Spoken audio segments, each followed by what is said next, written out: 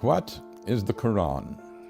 It is a set of 7th century revelations from God made to Muhammad in 2 cities, Mecca and Medina, in what is now Saudi Arabia.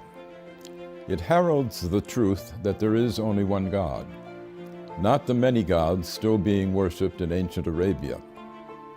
Of course, this was not the earliest revelation that there is only one God. That had been taught in Hebrew to the Jews and in Greek to the Christians before it was taught to Muslims in Arabic. These 3 sets of revelation set apart the people of the book, each with their own special covenant from the same God. There is only one.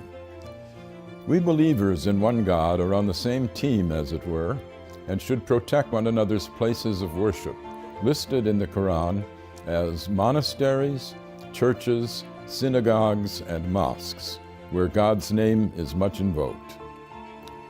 The Quran does not confine God's action to the formal covenants of religion.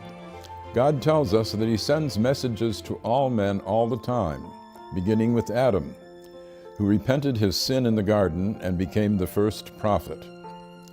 The unending stream of prophets includes Moses and Jesus.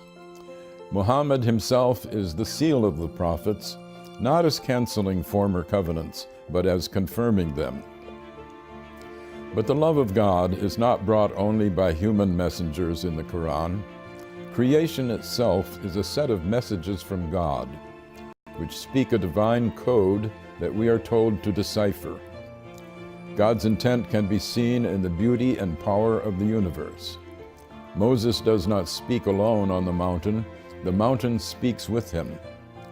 Birds speak to Solomon. The world is constantly signaling to us, bringing us insights into the beauty and power of its maker. This should call us to a reverence for God's handiwork, an important message for our ecologically challenged era. The Quran has more of poetry in it than of legislation.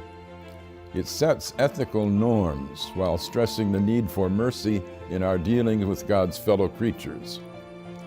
Force is allowed only for self-defense and never as a way of spreading religion.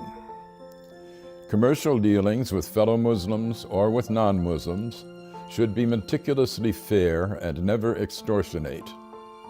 The relations of the sexes were still polygamous in the 7th century, as among the ancient Hebrews and the original Mormons, but women are to be honored. In fact, the dowry that was paid to a husband's family by the bride's family in Europe was paid in the Quran directly to the bride, and she retains this bride right even if the husband divorces her or if she divorces him. This carved out an area of women's rights unparalleled in the 7th century. The Quran is a book of many levels and great depths. Even non-Muslims can learn from it, as Pope Francis has proclaimed. I am Garry Wills for the Amerstein Center.